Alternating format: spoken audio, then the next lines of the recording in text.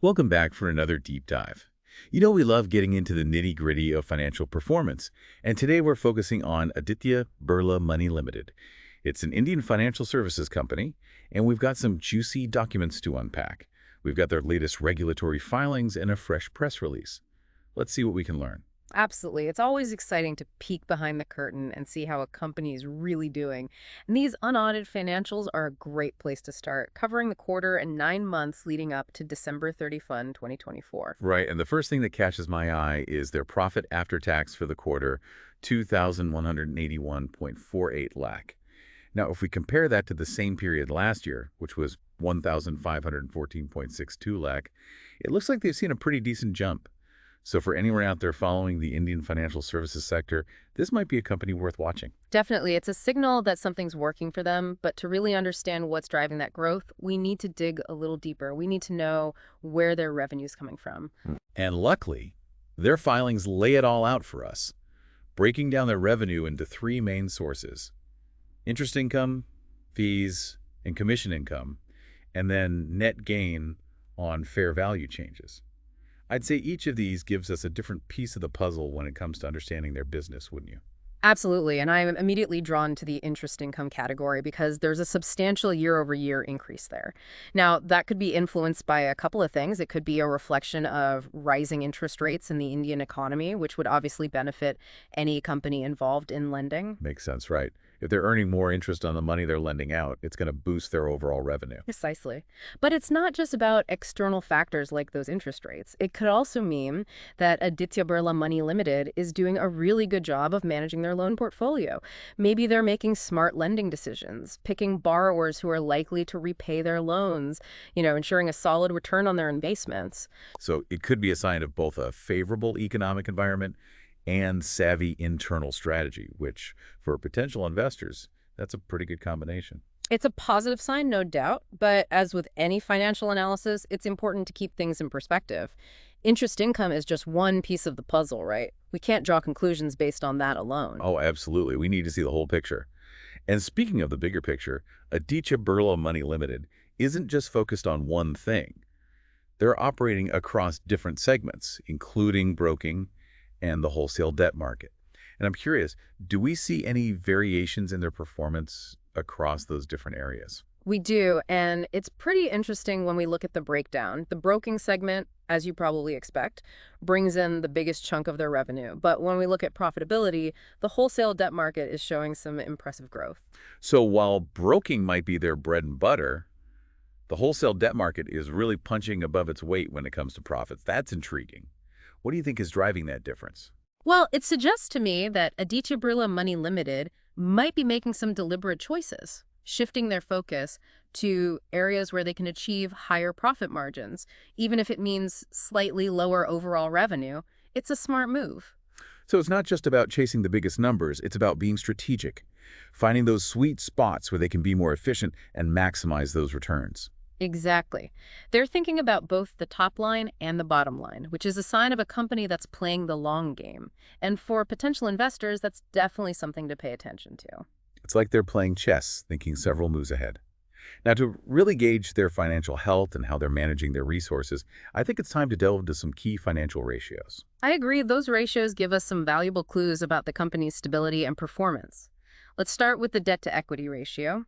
Right now, Aditya Birla Money Ltd is sitting at 7.71. Okay, but for those of us who aren't financial wizards, what does that number actually tell us? Well, to put it simply, it shows how much debt the company is using to finance its assets compared to its equity. A higher ratio usually means they're leaning more on debt, which can be a sign of higher financial risk. So a 7.71, is that a red flag? Should investors be worried? Not necessarily. We have to consider the context. We need to compare it to their past ratios to see if their reliance on debt is trending up or down. And it's helpful to compare it to industry benchmarks to see how they stack up against their competitors. So it's all relative. A 7.71 might be totally normal for their industry, or it could be a warning sign if it's significantly higher than their historical ratios. Got it. Exactly. Now let's move on to another important ratio, the debt service coverage ratio. For the 9 months ending December 31st, 2024, it sits at 0.13. Okay, help me out here. What does that ratio tell us, and what's a healthy benchmark? The debt service coverage ratio basically measures the company's ability to generate enough cash flow to cover all those debt obligations. We're talking about principal payments and interest payments. Ideally, you want to see a ratio of 1 or higher. That usually means they have a good cushion to meet those payments without breaking a sweat. So a 0.13 is, well, that's quite a bit lower than that benchmark. Should we be concerned? It definitely raises some questions about their ability to handle those debt payments without needing additional financing or maybe even restructuring their debt. But remember, this is just one piece of the puzzle. We need to look at it alongside other financial indicators and consider the company's overall strategy. Right. We can't jump to conclusions based on a single ratio. We need to put all the pieces together. And speaking of new pieces, it looks like Aditya Birla Money Ltd has a new player on their team, Mr. Ravindra Nahar, their new chief financial officer. Yeah, this is definitely a development worth noting. Mr. Nahar comes with some serious credentials. He's got 19 years of experience in corporate finance and risk management. And before this, he was the CFO at HDFC Securities, so he knows the Indian financial scene like the back of his hand. He's not just a numbers guy. He's bringing a deep understanding of the market and a track record of financial leadership. It makes you wonder what kind of impact he'll have on Aditya Birla Money Limited's financial strategy going forward. Oh, I think it's a great question. His expertise in risk management especially could be a huge asset, considering some of the ratios we've been discussing. It seems like he's stepping into a key role at a crucial time. His experience could be just what they need to navigate the challenges and seize the opportunities that lie ahead. His expertise is definitely going to be interesting to watch. Yeah. Now, speaking of interesting, there's a section in these filings that dives into the specifics of their segment results. I think we should take a look. Oh, yeah. Let's get granular. Yeah. What kind of details are we talking about here? Well, if we zoom in on the quarter ending December 31st, 2024, their broking segment pulled in a revenue of 8,739.45 lakh. That's a pretty sizable chunk of their total revenue, wouldn't you say? Yeah, it seems like that broking segment is really living up to its reputation as their main revenue driver. But what about the wholesale debt market? How did they perform? Well, the wholesale debt market brought in a bit less revenue at 1,764.06 lakh for that same quarter. But, revenue is only one part of the profitability story. We also need to look at how efficiently each segment is turning that revenue into profit. So you're saying that even though the wholesale debt market might be generating less revenue overall, it could actually be more profitable on a per-unit basis. Exactly. It's possible that Aditya Birla Money Ltd is finding some really sweet opportunities within the wholesale debt market, even though the overall volume of business is comparatively smaller. That's a really good point. It just goes to show that we can't just focus on the top-line revenue numbers. We need to dig deeper and look at the profitability of each segment. Absolutely. And this kind of difference in segment performance could also be a sign of strategic decisions made by the company. They might be intentionally putting more emphasis on areas that have higher profit margins, even if it means slightly less revenue overall. Sounds like they're playing the long game here, focusing on that sustainable profitability instead of just chasing the biggest revenue numbers possible. Now let's circle back to those key financial ratios for a moment. We talked about the debt-to-equity ratio, but I think the debt service coverage ratio deserves a little more attention. Remember, it's sitting at 0.13 for those 9 months ending December 31st, 2024. Okay, yeah, refresh my memory. What exactly does this ratio tell us again, and what's considered a healthy number? Sure. So the debt service coverage ratio essentially tells us how well the company is doing at generating enough cash flow to comfortably cover its debt obligations. We're talking about both the principal they need to repay and the interest payments on all that outstanding debt. And generally, a ratio of 1 or above is a good sign. It means they've got enough cash flow to meet those obligations without too much stress. So 0.13 is, well, it's definitely a bit below that benchmark. Should we be worried? It does raise some valid questions about their ability to manage those debt payments without needing to find extra funding or even restructure their debt. But as we've been saying all along, context is everything. We need to analyze this ratio in the context of their overall financial strategy and look at other indicators as well. Right, it's like putting together a puzzle. Each ratio is a piece, but we need to see the whole picture.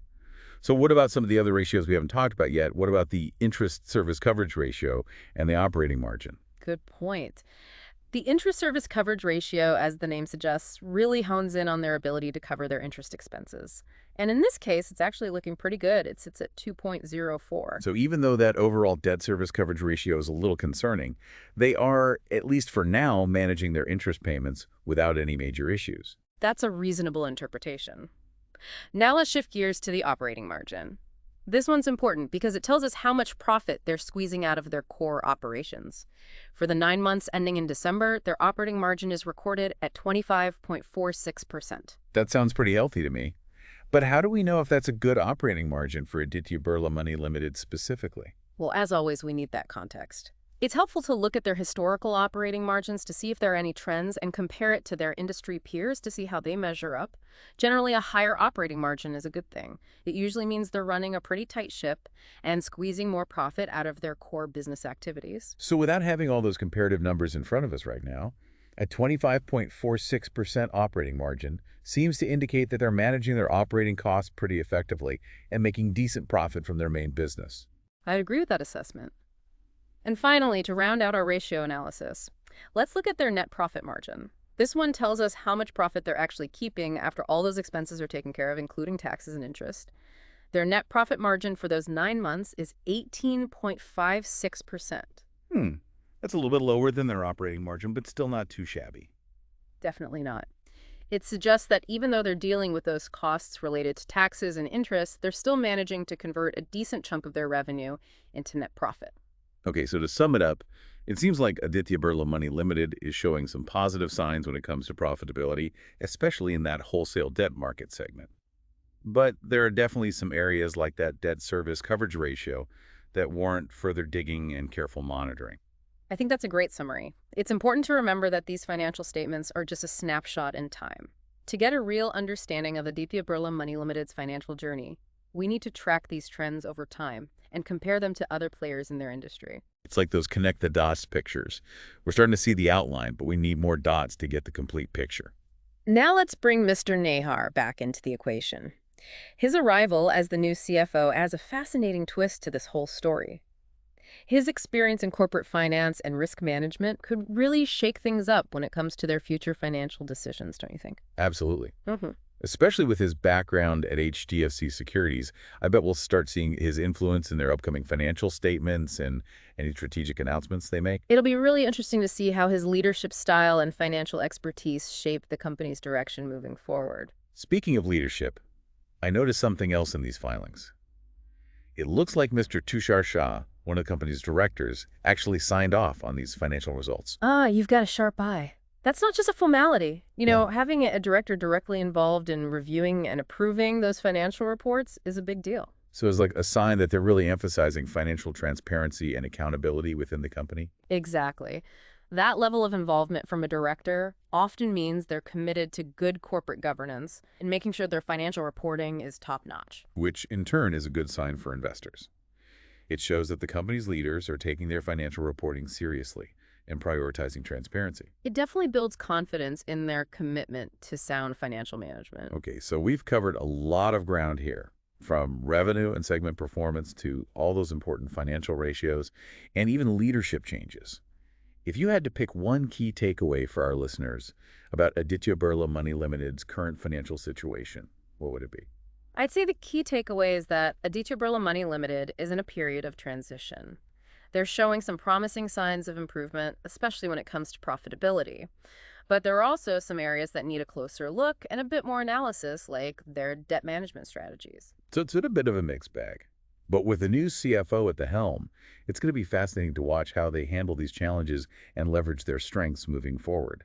It's like we're witnessing a turning point in their story, and we can't wait to see what happens next.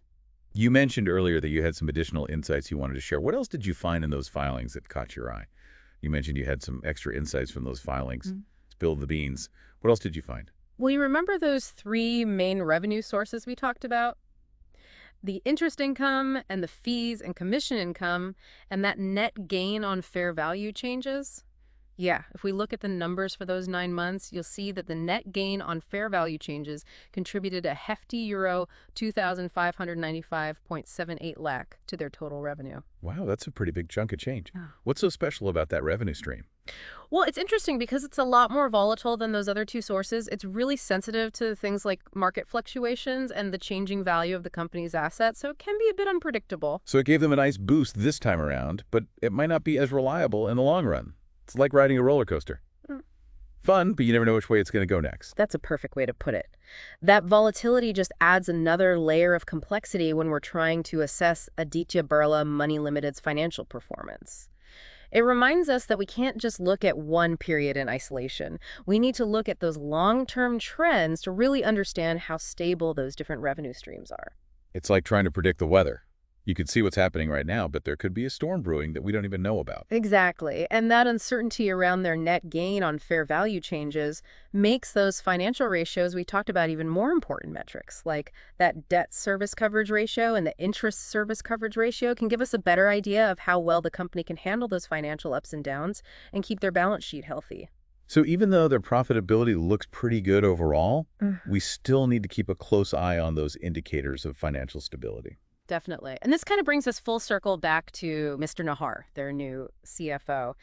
His experience in risk management could be super valuable when it comes to navigating that volatile revenue stream. He can help make sure they're ready for anything the market throws at them. It's like he was meant to join the company at this exact moment. He's coming in with the right skills at the right time. It'll be interesting to see what he does. It really will. And for our listeners out there, I think this deep dive has given you a solid foundation for understanding the ins and outs of Aditya Birla Money Limited's financial situation. You've got the tools now to analyze their future reports, track their progress, and make your own decisions about their potential as an investment. So what's the bottom line for you, our financially savvy listeners? We've looked at their recent performance and analyzed some crucial metrics and uncovered some potential strengths and weaknesses. But remember, this is just a starting point. You might want to dig a little deeper. Compare Aditya Birla Money Ltd to their competitors, or see what's driving the growth in those different segments. There's always something new to discover. It's been a really engaging deep dive. We've found some intriguing trends, really scrutinized those financial indicators, and even thought about the potential impact of their new CFO. And the key takeaway here is that this is just a snapshot. Aditya Birla Money Ltd is in a dynamic market with a whole range of services, and their financial story is constantly evolving. It's a compelling story to follow, that's for sure. And we can't wait to see what happens next. Until then, keep exploring, keep learning, and never stop asking those tough questions.